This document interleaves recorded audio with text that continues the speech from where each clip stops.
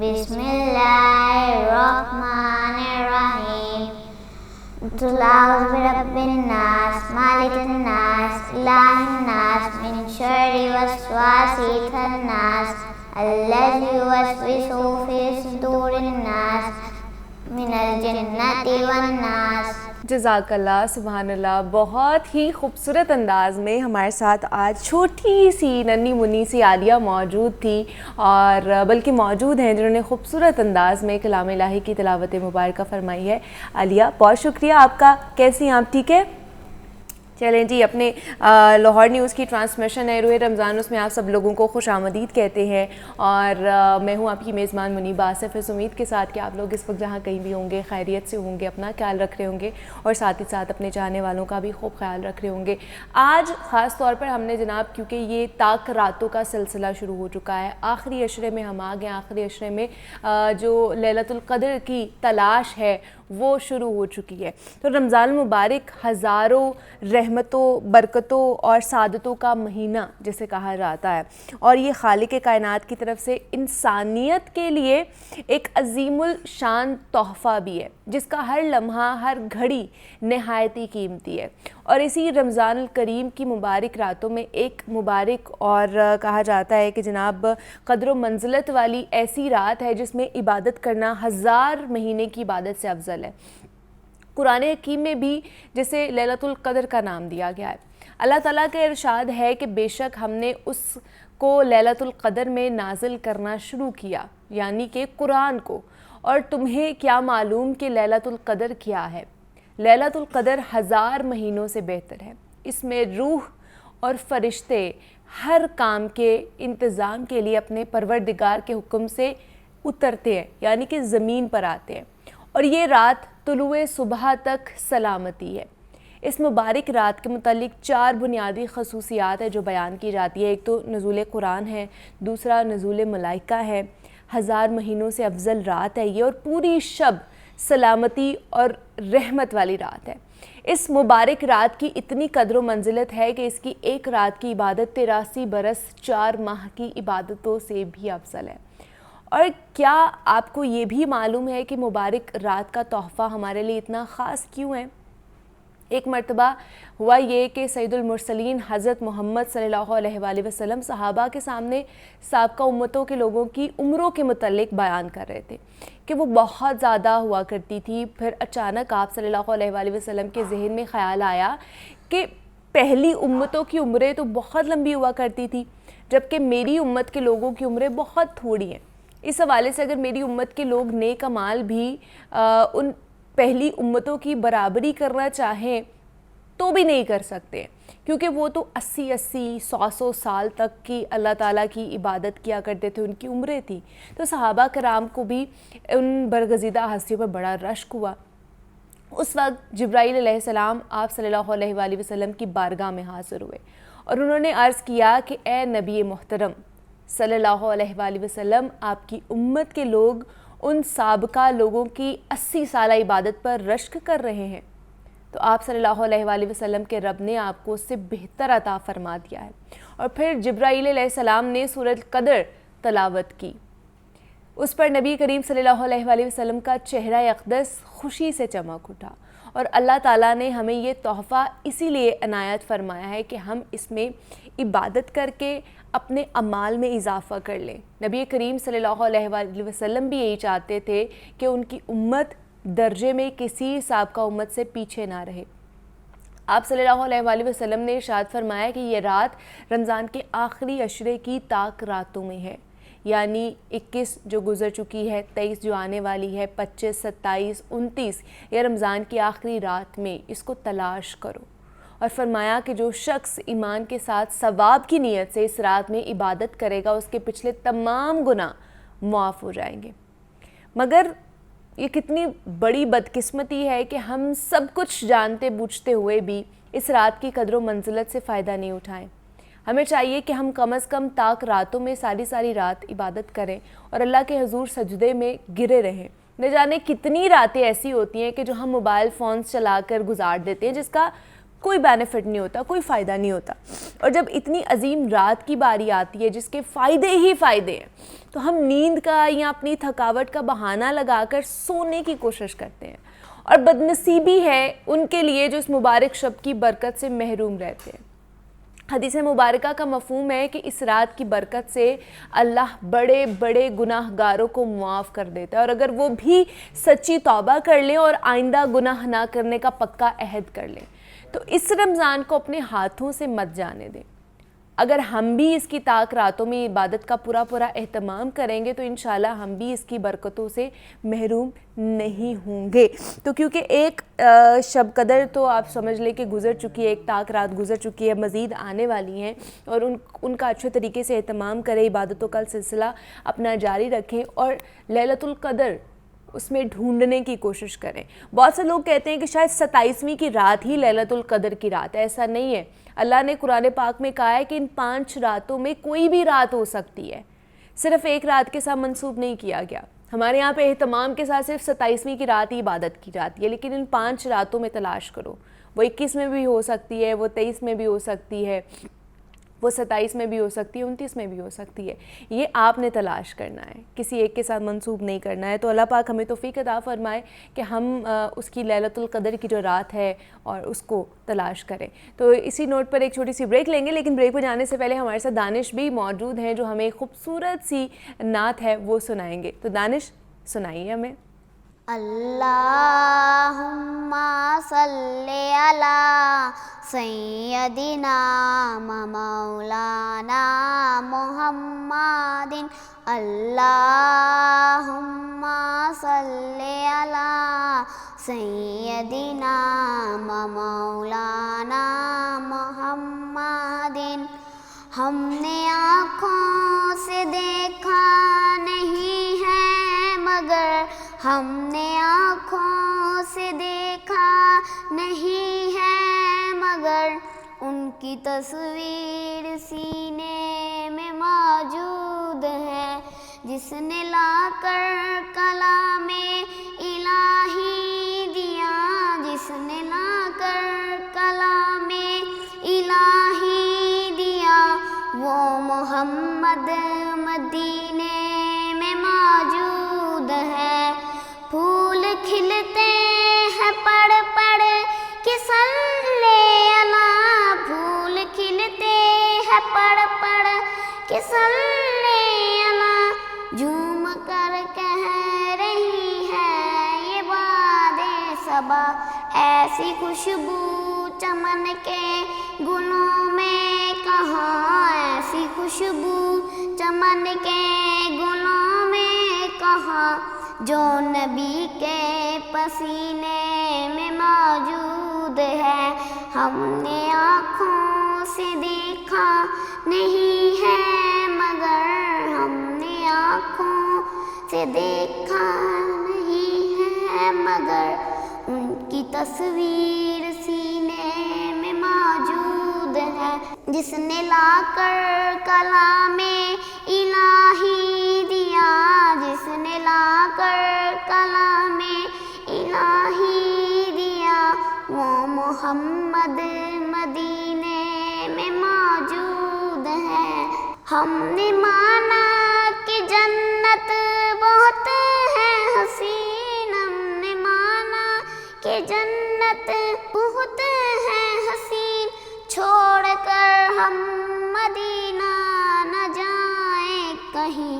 यूं तो जन्नत में सब है मदीना नहीं, यूं तो जन्नत में सब है मदीना नहीं, और जन्नत मदीने में मौजूद है। हमने आँखों से देखा नहीं है मगर, हमने आँखों से देखा नहीं है मगर, उनकी तस्वीर सीने में मौजूद है। जिसने लाकर कलामे इलाही दिया, वो मोहम्मद मदीने में मौजूद है।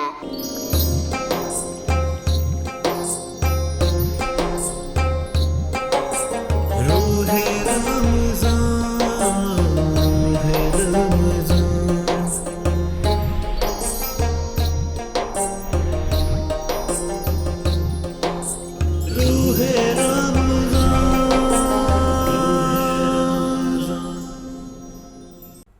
रमज़ान की ट्रांसमिशन में एक मरतबा फिर से आप सब लोगों को खुश आमदीद कहते हैं। और आज हम ख़ास तौर पर उन नन्हे मुन्ने बच्चों के हवाले से बात करेंगे जो ऑटिज़म का शिकार होते हैं, ख़ास तौर पर कि उनका किस तरह का बिहेवियर होना चाहिए, किस तरह की उनकी थेरेपीज़ होनी चाहिए, उनको साइकोलॉजिकली हम किस तरह की ट्रीटमेंट दे सकते हैं ताकि वो बाकी बच्चों के साथ अपनी बाकी की ज़िंदगी नॉर्मल तरीके से गुजार सकते हैं। क्या वाकई वो नॉर्मल हो सकते हैं, नहीं हो सकते हैं? क्योंकि ख़ास तौर पर अगर बाकी बच्चे नॉर्मल हैं और एक बच्चा आपका ऑटिज़म का शिकार है तो पेरेंट्स को बहुत मुश्किल होती है कि वो बच्चे को हैंडल कैसे करें। उन्हें नहीं पता होता कि ये बीमारी क्या है, इसको किस तरह ट्रीट किया जा सकता है, ये कौन सी मेंटल कंडीशन है।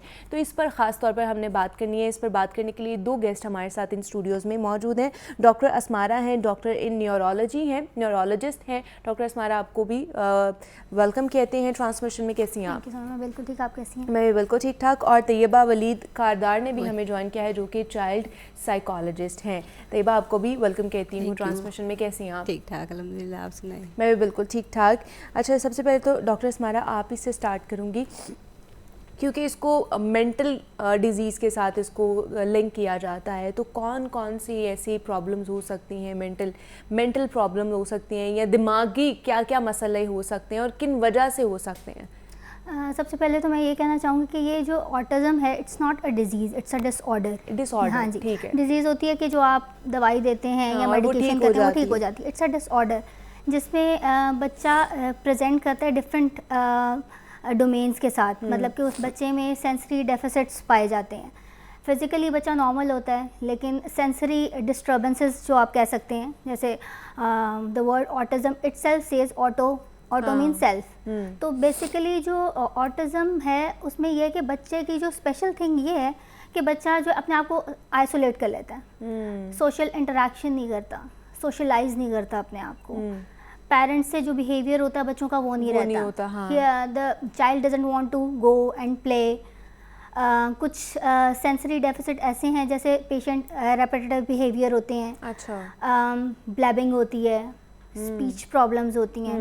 ब्लैबिंग में यह है कि अगर बच्चा अगर अपनी माँ को मम्मा कहना चाह रहा है तो वो प्रॉपर मम्मा नहीं बोलेगा, वो मम्मा इस तरह, ठीक है। तो वो थोड़ा कम्युनिकेट, जारी बात है जब आप कम्युनिकेट नहीं कर रहे तो बच्चा आइसोलाइज करेगा, अपने आप को आइसोलेट कर लेगा और बच्चे की इंटरेक्शन लोगों से कम हो जाती है, हो जाएगा, ठीक है। और बच्चा रेपिटेटिव बिहेवियर शो करता है, जैसे टॉयज़ लाइन लगा लेने हैं और अगर आपको कुछ उसको कह रहे हैं तो वो आपको रिस्पॉन्ड नहीं करेगा, बच्चे का फोकस नहीं रहेगा। तो मल्टीपल कॉजेज़ हैं बेसिकली। तो वैसे मेन कॉज क्या है इसकी? वैसे तो ये है इडियोपैथिक मीन्स कि there is no cause behind it, ठीक है। लेकिन there are other factors that contribute to the autism. अच्छा। हाँ, जिसमें एक तो ये है कि अक्सर जेनेटिक डिसऑर्डर्स कुछ हैं जिसमें ऑटिज़म के फीचर्स आ जाते हैं। कज़न मैरिज का भी बहुत ज़्यादा इसमें लिंक किया जाता है, एसोसिएट किया जाता है, ये है इसमें? कुछ जेनेटिक डिसऑर्डर्स हैं, जैसे कज़न मैरिज में ये होता है कि आपके जो दोनों अगर फादर मदर में जीन्स आ रहे हैं तो वो जेनेटिक डिसऑर्डर्स प्रीडिस्पोज कर जाते हैं उस पेशेंट में। तो जेनेटिक डिसऑर्डर्स के कुछ जेनेटिक डिसऑर्डर्स ऐसे हैं जैसे एस्पर्जर्स सिंड्रोम है और चाइल्ड डिस्कॉग्निटिव सिंड्रोम है। उसमें ये होता है कि आपके जो बच्चे में ऑटिज़म के सिम्टम्स आ जाते हैं लेकिन ऑटिज़म इटसेल्फ जेनेटिक नहीं बेस्ड। इसके अलावा इन्वायरमेंटल फैक्टर्स हैं, जैसे आजकल हम देख रहे हैं कि बच्चे स्क्रीन टाइम बहुत यूज़ कर रहे हैं। कोई प्रॉपर रिसर्च नहीं है लेकिन रीसेंट स्टडीज़ हैं कि जो बच्चे स्क्रीन टाइम बहुत यूज़ कर रहे हैं ना, उनमें ऑटिज़म के सिम्टम्स आ रहे हैं। कुछ, हाँ जी, ठीक है। और इसकी कोई एज लिमिट या एज ब्रैकेट भी है या नहीं है? मोस्टली ये जो ऑटिज़म है वो अर्ली चाइल्डहुड में है, ठीक है। ओके। और इसकी आइडेंटिफिकेशन भी यही है कि आपके पेरेंट्स या जो केयर टेकर होते हैं, साइडों के लोग होते हैं, वो आइडेंटिफाई करते हैं, क्योंकि ये सिम्टम्स है, आपने बस आइडेंटिफाई करना। इट्स नॉट अ डिजीज़ कि वो प्रेजेंट करेगा आपका with vomiting and diarrhoea. Exactly, हाँ, कि बाकी साइंस सिम्टम्स आएंगे, अगर बुखार हो जाता है तो हमें पता चल जाता है, वॉमिटिंग हो रही होती है या इस तरह की कोई चीज़ होती है तो हमें पता चल जाता है कि बच्चे को ये बीमारी है, लेकिन इसकी एज सच कोई साइंस एंड सिम्टम्स नहीं पता चलता, ये आपने खुद ही देखना है अपने बच्चे को कि उसमें क्या ऐसे बिहेवियरल इश्यूज आ रहे हैं। अच्छा तैयबा, आपकी तरफ आऊँगी कि चाइल्ड साइकोलॉजिस्ट हैं आप, तो किस तरह के साइंस एंड सिम्टम्स अगर बच्चे के हों, मतलब छोटा सा अगर बच्चा है उसमें ये चीज़ें आ रही हैं तो वो बोल तो नहीं सकता है, तो माँ बाप किस तरह के साइंस एंड सिम्टम्स समझ लें और उनको पता चल जाए कि ऑटिज़म का शिकार बच्चा? एक्चुअली जो है ना, ये 2 to 3 इयर्स में बच्चे को यानी कि 2.5 में डायग्नोज हो जाता है। अच्छा। शुरू में इनिशियल स्टेज पे बच्चा कुछ बैबलिंग कर रहा होता है, मामा दे दो और इस तरह के वर्ड्स यूज़ कर रहा था, लेकिन 2 इयर्स के बाद ये वर्ड्स उसके स्किप हो जाते हैं, वो नहीं बोलता। ठीक है। और सोशलाइज नहीं होता है, वो एक ही जगह बैठ के वो खेलता रहेगा, बैठा हुआ है, हमने उसको कुछ कहा है, सोशल कम्युनिकेशन नहीं होती उसकी। तो इस तरह अगर पेरेंट्स देख रहे हैं अपने बच्चे को कि जी वो एक जगह बैठा है, बाकी जो बच्चे हैं वो एक 2 इयर्स का बच्चा या 1 ईयर का बच्चा जो होता है वो सोशलाइज होता है, लोगों के साथ खेल लेता है, रिस्पॉन्ड करता है, मदर की बात पे रिस्पॉन्ड करता है। पेरेंट्स अगर जा रहे हैं कहीं तो वो उसको पता चल जाएगा, वो पीछे जाएगा, या बाहर जाने को वो कहता है। ठीक है ना।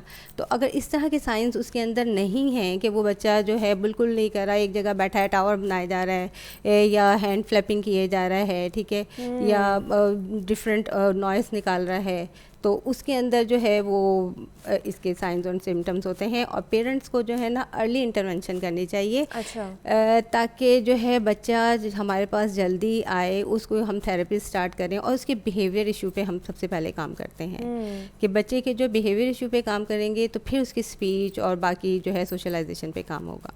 अच्छा, मैंने ऐसे बच्चे देखे हैं तैयबा कि बहुत हाइपर एक्टिव होते हैं, वो जो ऑटिज्म का शिकार ऑटिस्ट बच्चे होते हैं, वो बहुत ज़्यादा हाइपर, कुछ शायद हाइपो भी हों, लेकिन मैंने जो ज़्यादा देखे हैं वो हाइपर टेंशन, हाइपर एक्टिव बच्चे देखे। एक्चुअली बात ये है ना कि जब बच्चा स्पीच नहीं कर सकता, सोशल इंटरेक्शन नहीं होती, तो वो अपनी बात को किस तरह कम्युनिकेट करेगा।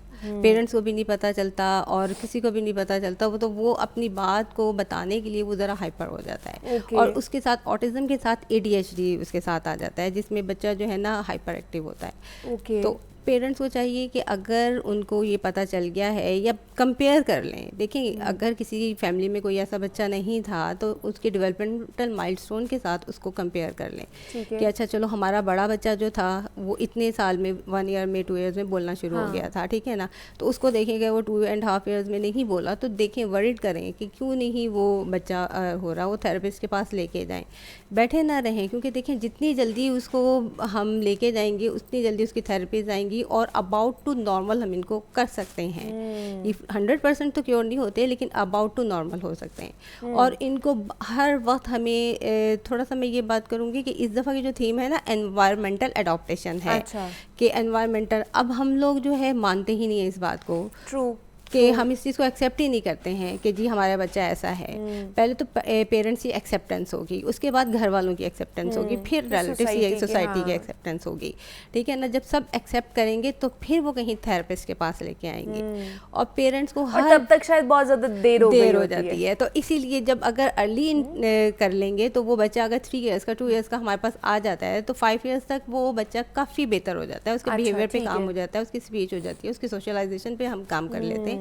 तो फिर जो है ये बच्चा जो है बेहतर हो जाता है, उसको हम नॉर्मल स्कूल्स के अंदर। घर का बिहेवियर किस तरह का होना चाहिए? अगर सपोज के बाकी बच्चे 2-3 बच्चे जो वो नॉर्मल है और ये एक बच्चा ऑटिज्म का शिकार है, तो पेरेंट्स को किस तरह चीज़ें उसके ऊपर ज़्यादा फोकस करना चाहिए या बाकी बच्चों को भी देखना चाहिए? क्या करना चाहिए उस टाइम? उसको एंगेज रखना चाहिए बच्चे को हर वक्त। आप ये एक बहुत टफ टाइम है पेरेंट्स के लिए, ये बहुत टफ टाइम है कि वो एक तो एक्सेप्ट कर रहे हैं कि हमारा बच्चा ऐसा है, और उसको फिर उसके लिए उसको एंगेज करना पेरेंट्स के लिए बहुत मुश्किल होता है। बच्चे के लेवल पे आके करें, उनको राइम्स के थ्रू, उनको हमटी डमटी, पासिंग द पिल्लो, इस तरह इन्वॉल्व करें। जब बच्चा इन्वॉल्व होगा तो फिर वो सोशलाइज होगा, उसका बिहेवियर बेहतर होगा।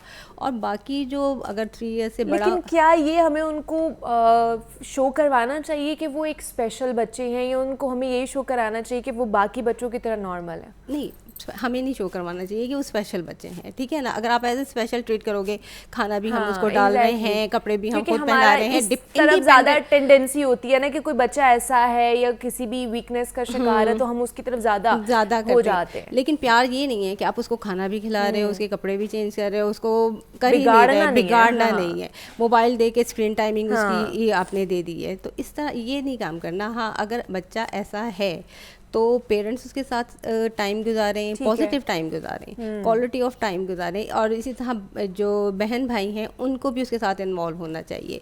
ये नहीं कि एक जगह बिठा दें, जहाँ वो बैठा है कंफर्टेबल कर रहा है वहीं पे बैठ के उसके साथ राइम्स पढ़ लें, उसको सोशल इंटरेक्ट करें, उसको बाहर लेके जाएं। हम घर का जो माहौल है, इन्वायरमेंट है, वो पॉजिटिव एटलीस्ट होना चाहिए। माँ बाप को एक्सेप्टेंस होनी चाहिए कि हमारा बच्चा अगर ऑटिज्म का शिकार है तो हमने उसको किस तरह लेकर चलना है, उसकी किस तरह हमने ट्रीटमेंट करवाना है। सबसे पहले ये एक्सेप्टेंस आपने करनी है, तभी जो सोसाइटी है ना उनको अच्छे तरीके से एक्सेप्ट करेंगे, वरना कोई भी एक्सेप्ट नहीं करता है अगर हमारे घर में एक्सेप्टेंस नहीं होती है। तो इस पर मजीद भी बात करेंगे, दोनों गेस्ट हमारे साथ ही मौजूद हैं। यहाँ पे एक छोटी सी ब्रेक लेते हैं और मिलते हैं इस ब्रेक के बाद।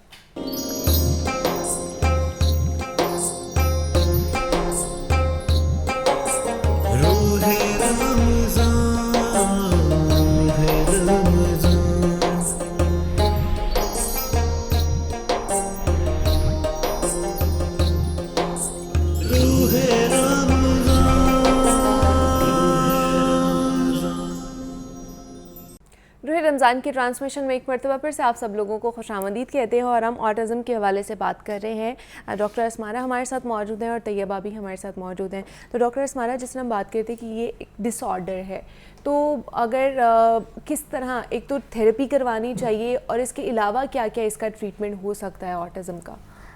बेसिकली तो इस जो ऑटिज़म है उसका मेडिकल ट्रीटमेंट नहीं है। मेडिकल ट्रीटमेंट नहीं है, इट्स जस्ट हैव थेरेपीज़ हैं, आपकी बिहेवियर थेरेपीज़ हैं, स्पीच थेरेपीज़ हैं।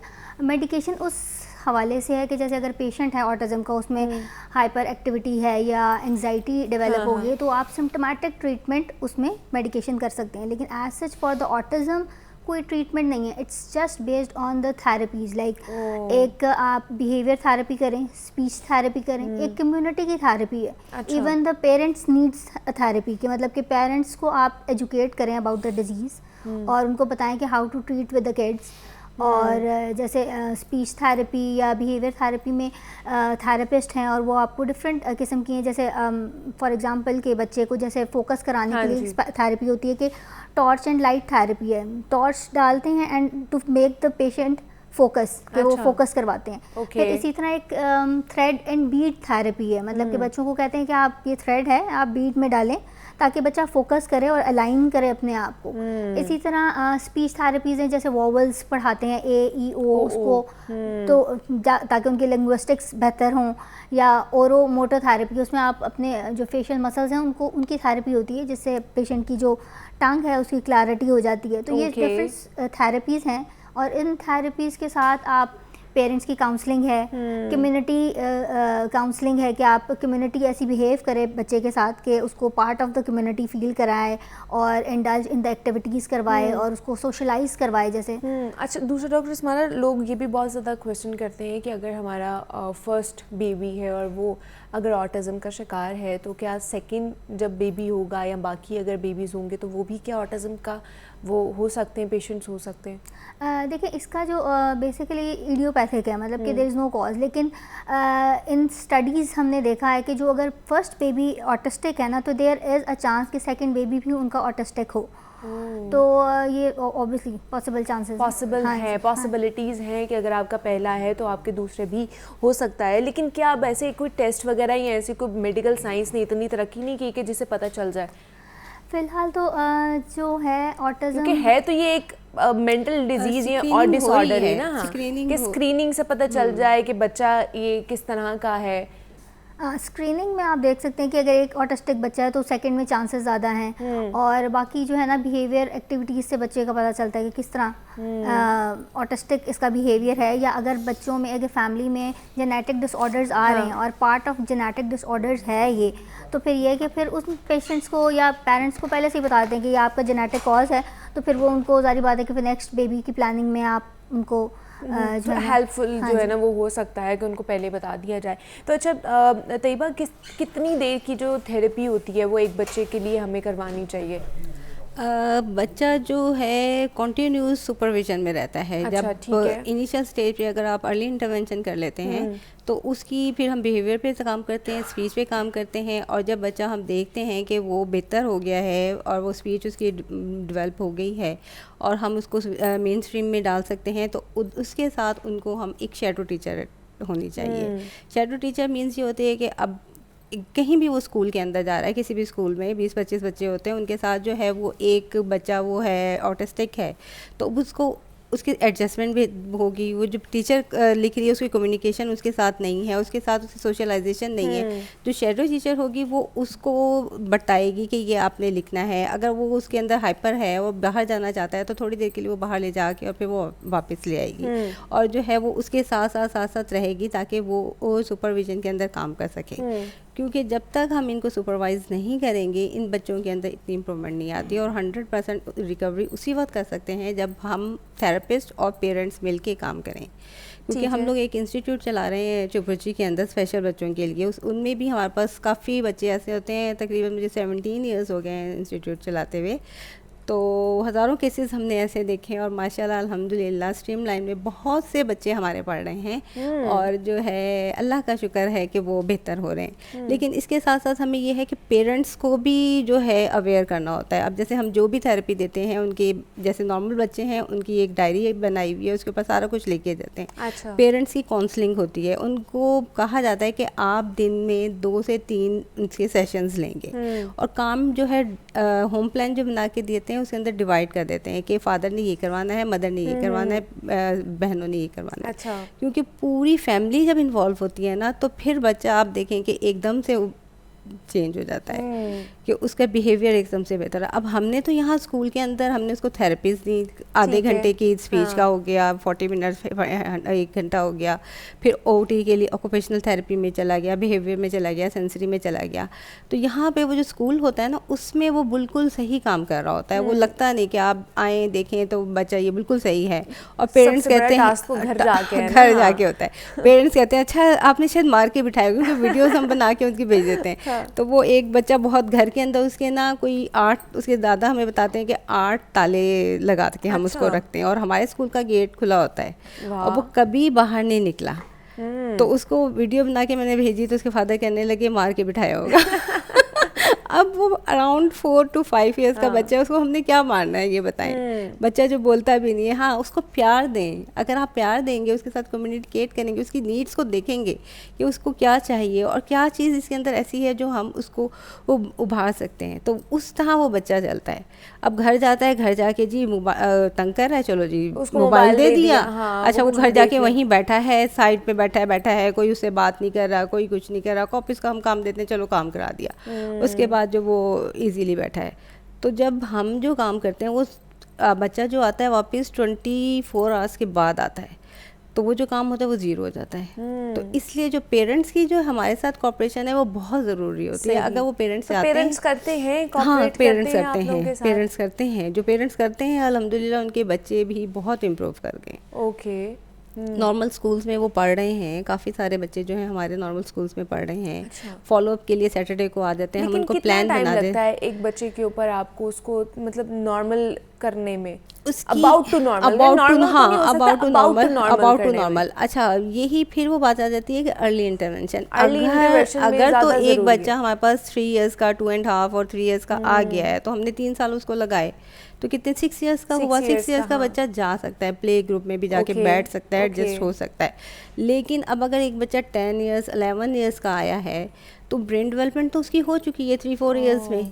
हम उसके अंदर क्या चेंजेस लेके आएंगे? उसकी स्पीच जो थी, उसकी जो बिहेवियर है, उसने जो अडॉप्ट कर लिए अच्छा, हैं। मतलब 10 से ऊपर आएगा बच्चा या 9-10 साल का आएगा, उसमें नहीं इतने चांसेस हैं कि वो अडैप्ट कर पाएगा उन चीज़ों को। अडैप्ट कर पाएगा। देखिए ना, एक चीज़ बच्चा वही है कि जो ब्रेन डेवलपमेंट हो रही होती है, शुरू में सीख रहा होता है। अब हम लोग बैठे हैं जी ठीक है हमें खाना पक के आ रहा है तो हम क्यों पकाएंगे, ठीक है, ऐसी बात है ना। तो इसी तरह उस बच्चे को जब 10 ईयर्स 11 ईयर्स तक वो बच्चा कोई काम ही नहीं करता रहा, घर में बैठा रहा, ना उसको पता सोशलाइजेशन क्या होती है, मैंने कम्युनिकेट कैसे करना है, अपनी बेसिक नीड्स के लिए मुझे कैसे बताना है पेरेंट्स को या किसी को, और हमारे पास स्पीच के और बिहेवियर के साथ सेंसरी के साथ वो बच्चा आता है, तो अगर हम उस बच्चे को 3 to 4 ईयर्स 5 ईयर्स करते हैं तो बच्चा की क्या एज होगी, 15 ईयर्स होगी। 15 ईयर्स के बाद आप कहाँ भेजेंगे, आप कहाँ जाएंगे, बच्चे को? तो नहीं जा सकता, स्कूल नहीं जाता है। इसलिए पेरेंट्स के लिए मेरा ये मैसेज होगा कि अर्ली इंटरवेंशन करें और एक्सेप्टेंस करें। जब तक आप एक्सेप्ट नहीं करेंगे कि हाँ हमारे बच्चे में प्रॉब्लम है, तो तब तक उसकी आगे थेरेपीज नहीं कर सकते, थेरेपीज नहीं हो सकती, क्योंकि बहुत से मिथ्स ऐसे हैं कि अच्छा चलो कोई बात नहीं, हमारा ये वाला बच्चा जो है लेट चल लिया था, बोला था तो कोई बात नहीं, बच्चा भी लेट बोलेगा। ये आजकल बहुत कॉमन है, जिसकी वजह से जो अर्ली जो आपने डायग्नोज करना होता है या ट्रीटमेंट कराना होता है वो वाला टाइम गुजर जाता है, और फिर जो आपका फायदा नहीं होता, फिर नुकसान होता है उल्टा आपका भी और आपके बच्चे, ज्यादातर तो बच्चे का नुकसान होता है, नुकसान होता है, फ्यूचर पूरा एट रिस्क होता है। हाँ, उसकी होल लाइफ चली जाती है ना। आप ये देखें पूरी जिंदगी उसकी है। अब बार बार जो है हम उसको काम को करवाएंगे, एक काम उसको एक्टिविटीज़ में हमें एंगेज रखना होता है, हर वक्त एंगेज उसको रखना होता है। ये पेरेंट्स के लिए बहुत हेक्टिक काम है। पेरेंट्स और जो जिस इंस्टीट्यूट में आप भेज रहे हो उनकी कम्युनिकेशन बड़ी अच्छी होनी चाहिए कि बच्चा वहाँ पे क्या कर रहा है और फिर घर पे आके उसने किस तरह का माहौल लेना है, पेरेंट्स ने क्या करना है उसके साथ। अच्छा अस्मारा, आपसे मैं ये पूछना चाहूँगी कि चलिए ये तो हो गया ना कि आफ्टर बर्थ जो है वो बच्चा ऑटिस्टिक है या किसी भी मेंटल डिजीज़ का शिकार है, किसी डिसऑर्डर का शिकार है, क्या पहले इस तरह की प्रिवेंशन हमें क्या करनी चाहिए, एक ऐसे कपल को क्या करनी चाहिए जिससे वो इस तरह की बेबी करने से या कह लें कि बच सके, या कोई ऐसी प्रिवेंटिव मेजर्स होने चाहिए हमारे पास? देखिए न्यूरोलॉजिकल डिसऑर्डर्स मोस्टली औरतों में कुछ विटामिन्स की कमी की वजह से होते हैं, जैसे फॉलिक एसिड की वजह से। हाँ, फॉलिक एसिड वेरी इंपॉर्टेंट है। अगर फॉलिक एसिड आप राइट टाइम पे बिफोर कंसेप्शन या कंसेप्शन का जो फर्स्ट ट्राइमेस्टर होता है उसमें आपका folic acid is very important. उससे आपको मल्टीपल डिसऑर्डर्स हैं, लाइक डिजीज़ हैं स्पाइना बाइफिडा, जिसमें आपकी स्पाइनल कॉर्ड जो है ना सही नहीं बनती और प्रोट्यूड कर जाती है पीछे से। इसी तरह रिगार्डिंग ऑटिज़म मैं ये कहूँगी कि जो रीसेंट स्टडीज़ हैं, इट्स नॉट अ रिसर्च अभी फ़िलहाल, लेकिन उसमें स्टडी में ये है कि जो फूड एडिटिव्स हैं ना, फूड कलर्स हैं, फूड एडिटिव्स हैं, उसका भी असर है ऑन ऑटिज़म। देखा गया कि वो बच्चे जो फूड कलर्स या जंक या इन्फ्लेमेटरी प्रोडक्ट्स जो हैं जैसे खाते हैं, जंक में होता है और कलर जैसे बंटीज जो बचपन में हम लोग खाते थे, रंग बिरंगी थी, ठीक है, तो वो मुख्तलिफ कलर्स होते हैं, तो उन वो कलर प्रिजर्वेटिव्स या कलर्स ऐसे हैं जो आपको ऑटिज़म की तरफ, मतलब कि रिसर्च उसमें स्टडी में है कि इस तरह के बच्चों को ऑटिज़म के सिम्टम्स ज़्यादा आते हैं। तो आई वुड से कि जो मदर्स कंसीव करना चाहती हैं, एक तो वो अपनी हेल्थ का बहुत ख्याल रखें। Obviously it's a one big procedure और बहुत बड़ी चीज़ है कि आप एक नई ज़िंदगी को दुनिया में लेके आ रहे हैं, तो आप अपनी डाइट का बहुत ख्याल करें, और क्योंकि आपकी ही डाइट आपके बच्चे की तरफ जानी है, फॉलिक एसिड का इस्तेमाल करें, आयरन का इस्तेमाल करें, कैल्शियम का इस्तेमाल करें, that is needed for brain development. और secondary obviously mental health of the mother is very important, ठीक है। थर्डली मैं ये कहूँगी कि आप जंक और एडिटिव्स, प्रिजर्वेटिव्स और natural, you go for natural. अब तो आपको वैसे भी पता है कि ऑर्गेनिक का ज़माना है, लोग people are very aware of organic things, तो more you go for the organic things the more your health will get better, और obviously you will deliver a healthy baby. हाँ ठीक है, मतलब ऑर्गेनिक की तरफ हमने जाना है। ये जितने भी बाहर की चीज़ें हैं उनको कम करें, और जिस तरह फॉलिक एसिड के बारे में और बाकी चीज़ों के बारे में बताया कि डिफिशिएंसी की वजह से भी ये चीज़ें ज़्यादा आगे जाती हैं, जेनेटिक्स में जाती हैं, तो आपने उस चीज़ का भी बहुत ज़्यादा ख्याल रखना है। तो हम ऑटिज़म के ऊपर बात करते थे, डॉक्टर अस्मारा हमारे साथ मौजूद थी। Asmara, thank you so much for coming here. और तैयबा वलीद ने भी हमें ज्वाइन किया था। तैयबा, आपका भी बहुत शुक्रिया कि आप भी यहाँ पर आई, और यहाँ पर एक छोटी सी ब्रेक लेते हैं और मिलते हैं इस ब्रेक के बाद।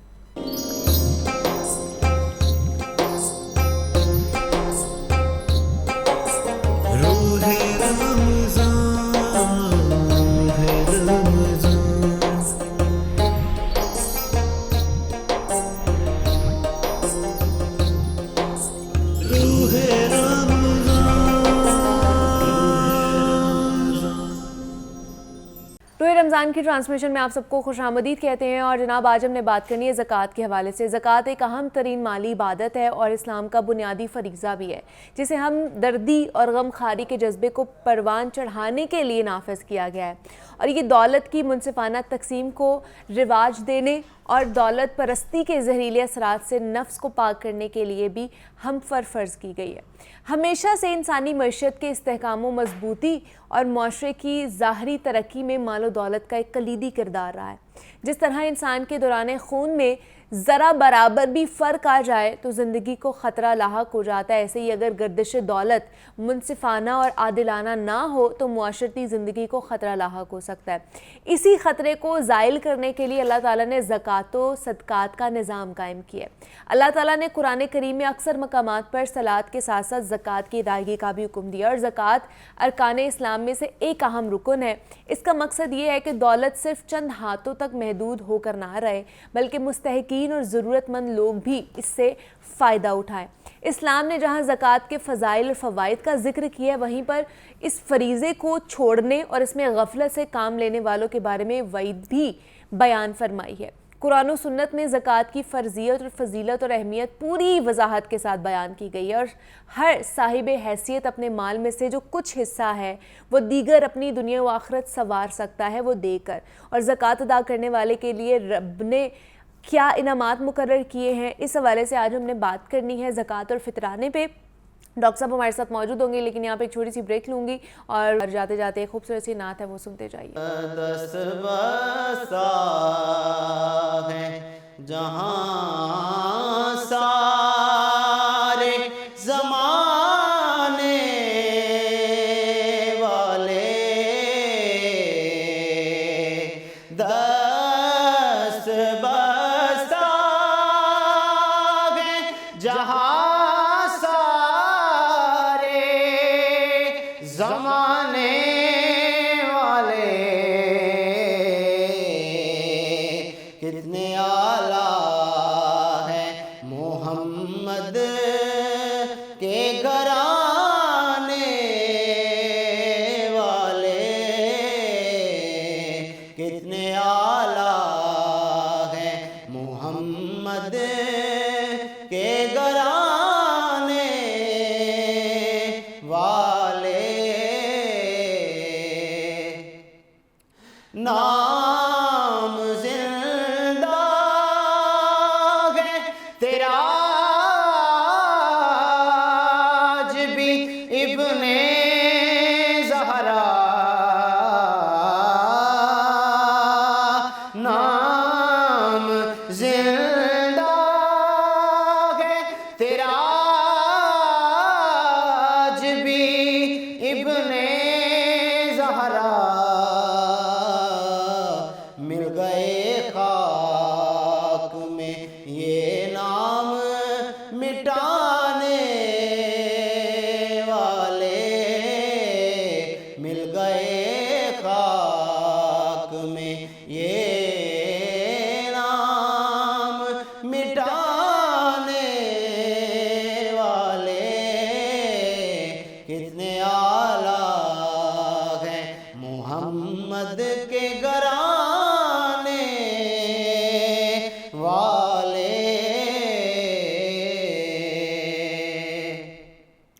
जब भी मुश्किल में पुकारा है वो चले आए, जब भी मुश्किल में पुकारा है वो चले आए।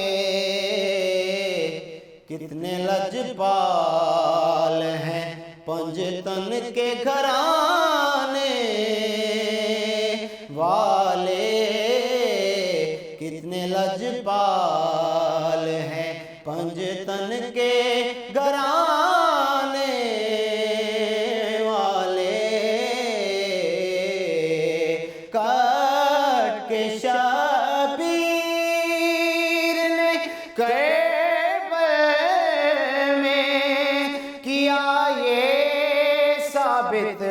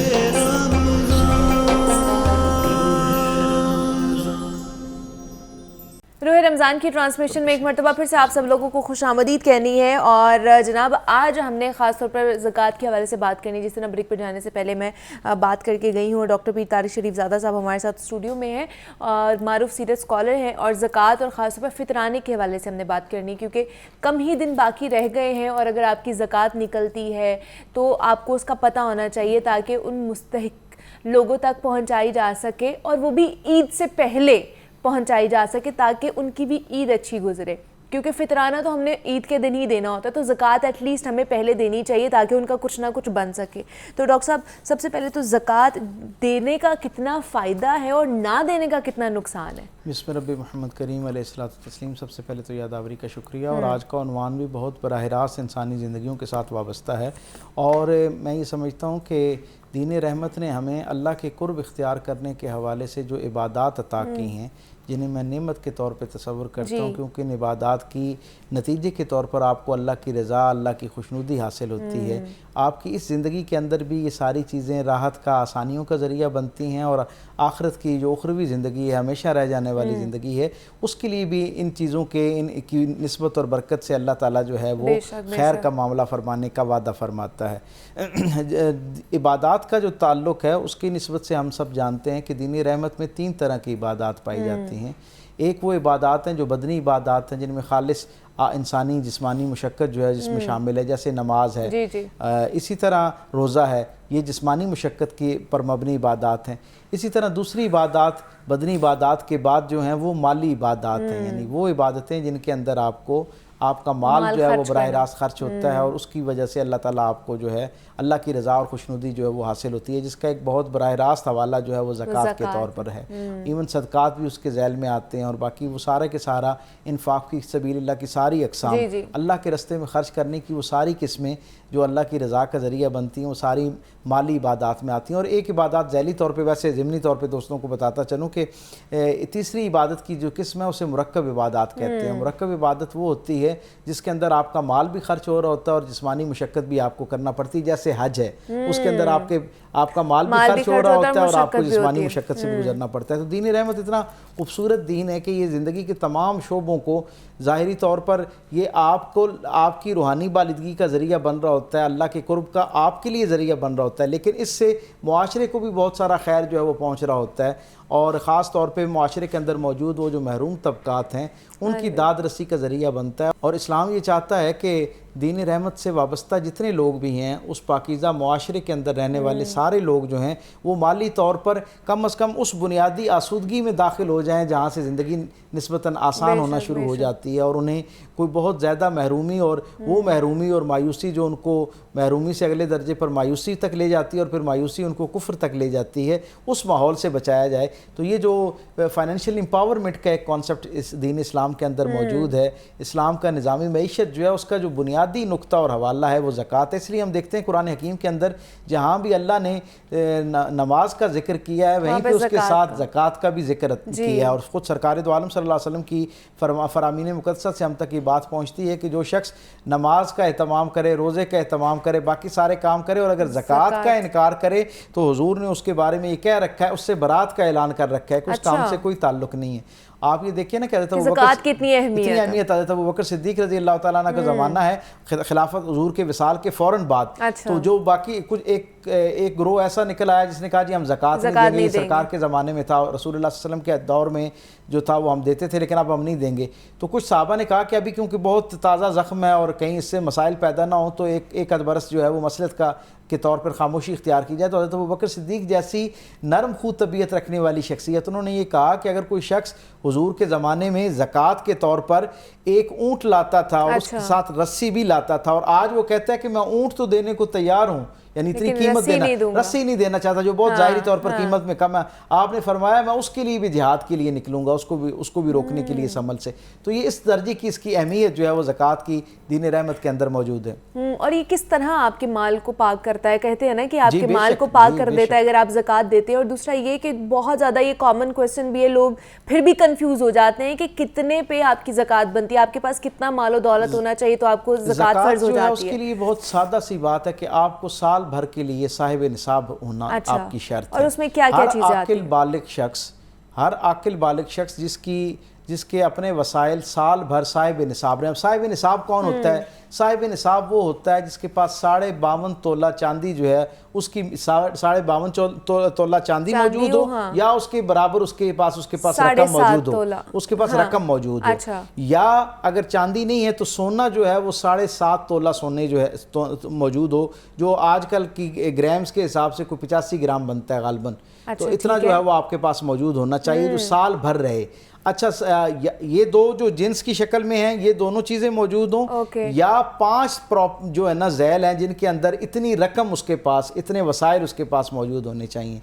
यानी या तो उसके पास जिसे हम कहते हैं सोने की शक्ल में मौजूद हो, चांदी की शक्ल में मौजूद हो, माल तिजारत की शक्ल में उसके पास मौजूद हो, तीसरा दर्जा जो है, और घर के अंदर जो माल असबाब है, जो ओवरऑल उसके पास सामान है उसके अंदर मौजूद हो, या कैश फॉर्म में डायरेक्ट रकम उसके पास इतनी मौजूद हो। अच्छा। यानी जो आजकल हमारा जो स्टेट बैंक ऑफ पाकिस्तान ने इस दफ़ा जो रमज़ान के अंदर ज़कात का जो निसाब रकम पर कायम किया है वो तकरीबन 1,35,000 और कुछ रुपए बनते हैं। तो यानी इसका मतलब ये है कि अगर किसी के पास साल भर इतनी रकम मौजूद रहे तो वो भी आप ये कह सकते हैं कि उसके ऊपर भी वो भी साहिब निसाब शुमार होता है। अब क्योंकि साहिब निसाब शुमार होता है इसलिए साहिब निसाब होने की वजह से उसके ऊपर ज़कात कितनी है, टोटल जो उसका एसेट होगा। अब ये क्या होगा, ये एक को बुनियाद बना के जो है वो हिसाब नहीं होगा, बल्कि टोटलिटी में आपके पास इन 5 मद्दात में जो कुछ मौजूद है उसका आप दयानतदारी के साथ उसकी एक रकम निकालेंगे कि उसकी टोटल माली जो हैसियत है वो क्या है, जो उसकी फाइनेंशियल वर्थ और वैल्यू होगी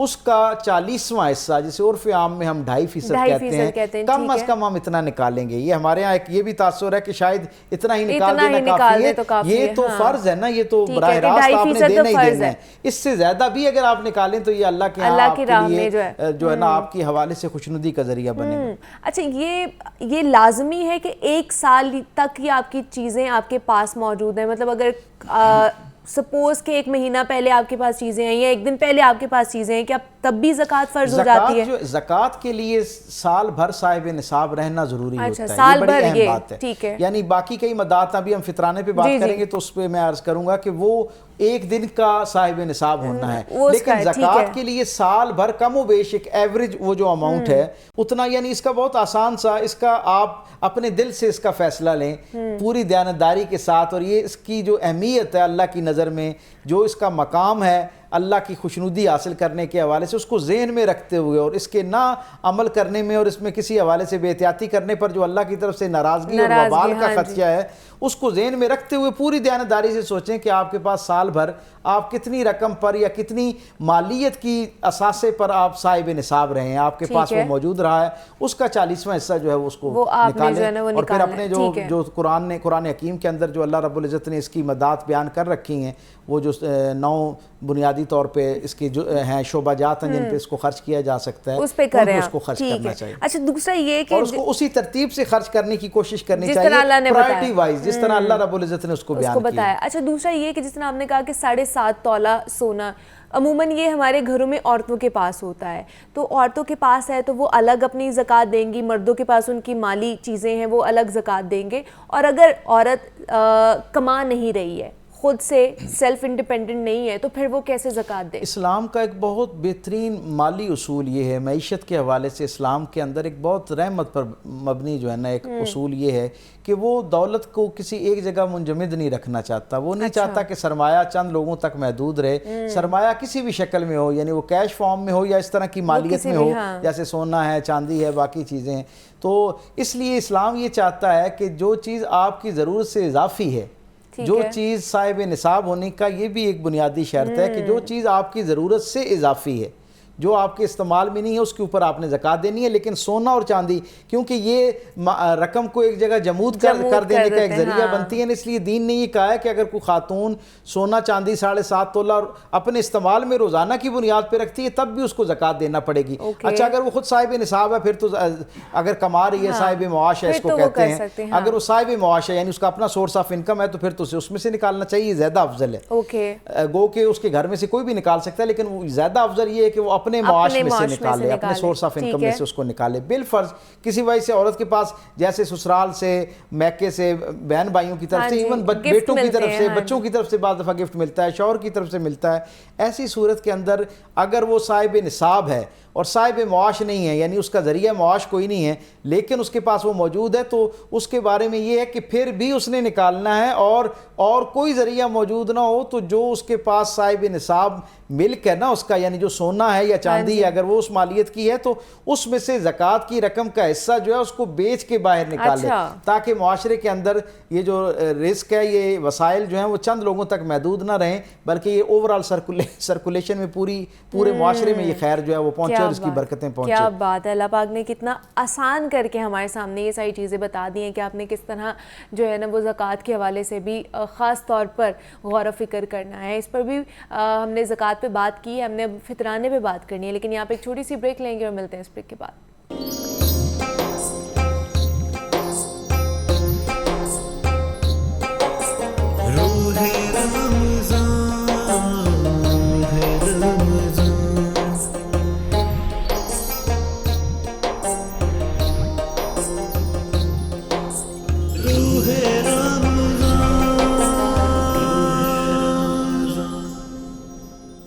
रमज़ान की ट्रांसमिशन में एक मरतबा फिर से आप सब लोगों को खुशामदीद कहते हैं और ज़कात और फितराने पे हम बात कर रहे हैं। तो डॉक्टर साहब ये तो हमने बता दिया है कि हमने ज़कात किस तरह निकालनी है, लेकिन किस तरह देनी है या किसको देनी है, ये भी तो बड़ा इम्पॉर्टेंट है कि वो मुस्तहिक है भी है कि नहीं है।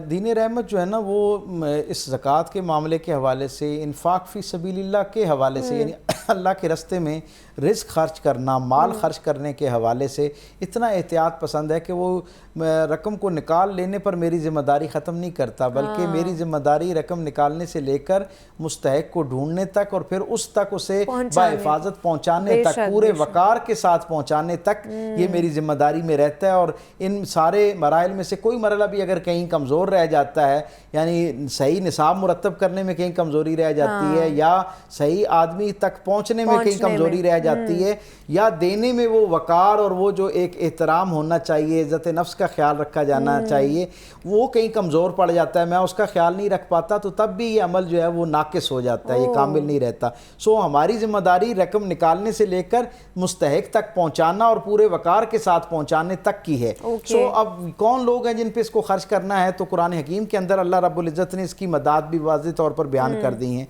यानी उसमें सबसे पहले यतीम का हक़ है, फिर मसाकीन का हक़ है, फिर मसाकीन के बाद यानी यतीम का हक़ है, फ़कीर का हक़ है। फ़कीर वो है जिसको जो बिल्कुल इसके पास कुछ नहीं है, और मिस्कीन वो है कि जिसके पास कुछ है तो सही, लेकिन इतना नहीं है कि जिसके साथ उसका पेट भर जाए, और वो इतना बावकार है कि वो फ़कीर की तरह जो है वो सदा बुलंद नहीं करता, वो मांगता नहीं है। तो उन तक पहुँचाना ज़्यादा जो है अल्लाह उसको पसंद फरमाता है कि उन लोगों को उनके वक़ार को मजरू किए बग़ैर उन्हें तलाश किया जाए, और फिर ये उनके वक़ार को ज़हन में रखते हुए पूरे एहतराम और पोशीदगी के साथ उन तक इसको पहुँचाया जाए। फिर इसी तरह दीन ये कहता है कि वो लोग जो जिनकी तालीफ़ें जो नए नए इस्लाम में दाखिल हुए और ज़ाहिर है उन्होंने अपना घर बार छोड़ा है, उन पर कुछ मुशक्क़तें हैं, तो उन लोगों के लिए जो है उनकी दिलजोई के लिए उस पर ख़र्च किया जाना चाहिए, ताकि वो अपनी रोज़मर्रा ज़िंदगी जो है उसको बहाल कर सकें, मामूल पर ला सकें, और रिज़्क़ की इस तरह की इंतहा दर्जी की तंगी कहीं उनको दीन से वापस ना लौटा दे, इस नेमत से दोबारा महरूम ना कर दे। तो सो उन पर ख़र्च करने का दीन बताता है।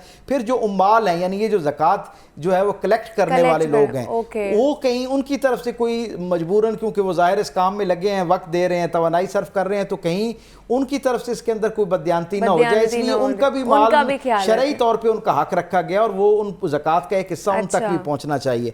फिर दीनी रहमत में ये बताता है कि वो लोग जिन्होंने जिनकी जानें जो हैं किसी जगह पे वो फंसे हुए हैं, जैसे कैदी हैं मिसाल के तौर पे, या जैसे बहुत एक आम हमारे मुआशरे के अंदर सजाए मौत के ऐसे लोग मौजूद होते हैं जिनकी दियत देकर यानी माल देकर वो रसा को राज़ी किया जा सकता है, उनसे माफ़ी ली जा सकती है और गोया मुलजिम जो है या मुजरिम जो है उसकी जान बचाई जा सकती है, तो उस पर भी इसको खर्च किया जा सकता है। फिर इसी तरह दीन रहमत जो है वो ये कहता है कि ये जब आप देना शुरू करें, लोगों के ऊपर खर्च करना शुरू करें, तो फिर आपने ये भी एहतमाम करना है कि इन सारी कैटेगरीज़ में जब भी पहली कैटेगरी मसलन यतामा को आपने सोचना है, तो आपने दुनिया के दूसरे खित्ते में बैठे हुए लोगों के बारे में बाद में सोचना है। सबसे पहले आपने अपने अजीज़ों अकारिब में सोचना है, फिर आपने अपने मोहल्लेदारों, कराबतदार जो हैं आपके, जो आपके इर्द गिर्द रहने वाले लोग हैं, उनके बारे में सोचना है। फिर इससे एक दर्जा आगे जाके वर्क प्लेस पे वो लोग जिन्हें आप ज़ाती हैसियत में जानते हैं, जिनके बारे में आपको तसल्ली है कि वाकई ही ये यतामा की कैटेगरी में आते हैं, मसाकिन की कैटेगरी में आते हैं, फुकरा की कैटेगरी में आते हैं,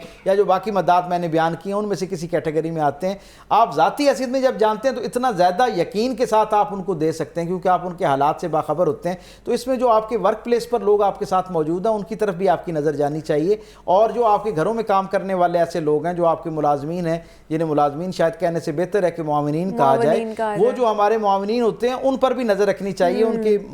उनके जो माली हालात हैं, उनके घरेलू हालात जो हैं, उनके हवाले से भी हमें बाखबर रहना चाहिए। और ये जो अल्लाह की तरफ से खैर का ख़जाना है, इसमें उनको भी शरीक करना चाहिए। बेशक ये वो कैटेगरीज़ हैं जिनको आप जो है ना ज़कात दे सकते हैं, और अल्लाह पाक ने ख़ुद हुक्म दिया है कि उन लोगों को तलाश करें। अब फितराने पे आ जाते हैं कि फितराना भी हमारे ऊपर फ़र्ज़ किया गया है, और वो कब देना चाहिए और कितना देना चाहिए? फितराना जो है ये रसूल रहमत सल्लल्लाहु अलैहि वसल्लम ने ये फरमाया है कि रमज़ानुल मुबारक के अंदर बंदा मोमिन जब रोज़ा रखता है तो रोज़ा इतनी आला अरफा और इतनी एहतियात तलब इबादत है कि जितनी भी कोई बंदा इसमें एहतियात कर ले, कहीं ना कहीं किसी न किसी दर्जे पे कोई कमज़ोरी रह जाती है। यानी बाद दफ़ा आपके बोलने में कोई कमज़ोरी रह जाती है जो अल्लाह के नापसंदीदा है, कहीं इबादत में रह जाती है, कभी सुनने में, कभी निगाह के हवाले से आपके देखने में, वो सारी जिसे कहते हैं ना एहतियातें नहीं उन पर अमल पैरा हुआ जा सकता जिन्हें जो रोज़े का तकाजा है। सो उसका सबब क्या होता है कि फिर अल्लाह रब्बुल इज़्ज़त ने एक आसानी हमारे लिए पैदा कर दी कि ये जो हमारा फितराना होता है ये हकीकत में हम पे वाजिब इसीलिए किया गया है कि ताकि हमारे ये रोज़ों की कमी बेशी जो है उसको पूरा कर सके, ताकि रोज़े अपनी कामिल हालत में अल्लाह के पास पहुँचे। हर वो शख्स जो ईद वाले दिन की सुबह साहिब निसाब है उसके ऊपर फितराना वाजिब होता है। गो कि ये उससे पहले भी दिया जा सकता है, रमज़ान में भी दिया जा सकता है, रमज़ान के बाद भी पहले भी, रमज़ान से पहले भी दिया जा सकता है। और ये सारी ज़िंदगी आपके ऊपर इसका जो है ना इसका वाजिब रहता है, इसकी कज़ा नहीं होती, इसको ज़िंदगी में ही आपने अदा करना होता है। और आप मसलन पिछले किसी साल में आपसे कोई कोताही होगी, गफलत होगी, आप नहीं दे सके तो वो आपको अभी दे देना चाहिए। और सबसे आला अरफा हालत तो ये है कि आप रमज़ान के आगाज़ में, मैं समझता हूँ इसको देना इस हवाले से बेहतर है कि ताकि वो किसी न किसी के काम आ सके और वो अमली तौर पर अपनी ज़िंदगी में उसको शामिल कर सके। औरत अगर साहिब निसाब है, वही जो साहिब निसाब की शराइत हमने ज़कात में बताई हैं वही इसके लिए हैं। अगर तुलूए फजर जो है ईद वाले दिन की जो तुलूए फजर है उस पर अगर औरत साहिब निसाब है तो वो सिर्फ अपने उसके ऊपर वाजिब है अपना फितराना देना।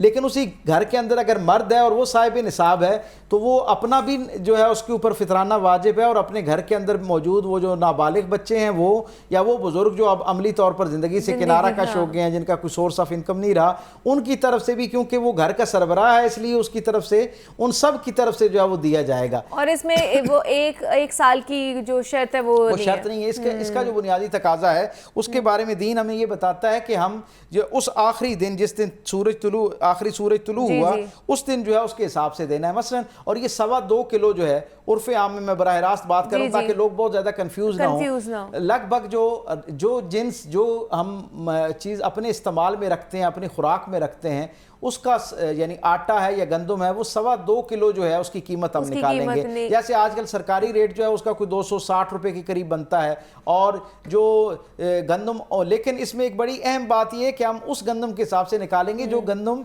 मैंने और आपने अपने घर में इस्तेमाल की है, उसके हिसाब से वो कोई 330 या 350 किलो 350 रुपए के करीब जो है ना एक आदमी का निकलता है। लेकिन सरकारी आटे के बाद अब जैसे जौ है तो जौ जो है वो तकरीबन 1075 रुपए उसके बनते हैं। इसी तरह खजूर जो है वो 2300 रुपए उसकी बनती है। तो हमें किशमिश जो है वो 3100 रुपए बनती है। तो हमें ये कोशिश करनी चाहिए कि जो आला से आला दर्जे का जो अमल है उसके एतबार से इख्तियार किया जाना चाहिए ताकि ज्यादा से ज्यादा लोगों की मदद हो सके, अल्लाह की रजा का जरिया बन सके। बिल्कुल ऐसे ही है कि और आप लोगों ने अभी भी टाइम बाकी है, थोड़ा बहुत है फितराने में भी और ज़कात में भी, तो वो आप लोगों को अदा कर दे ताकि उनकी ईद अच्छी एटलीस्ट हो जाए। ज़कात जो है उसके लिए रमज़ान का होना ज़रूरी नहीं है, वो पूरा साल आप दे में सकते किसी हैं। वक्त भी जब आपकी मालियत पूरी हो जाती है तो आप पे ज़कात वाजिब हो जाती है, फर्ज हो ठीक है जाती जी। डॉक्टर पीर तारिक शरीफजादा साहब हमारे साथ मौजूद थे। डॉक्टर साहब बहुत शुक्रिया आपके वक्त का, और इसी नोट पर हमें इजाज़त दीजिए। अल्लाह हाफ़िज़।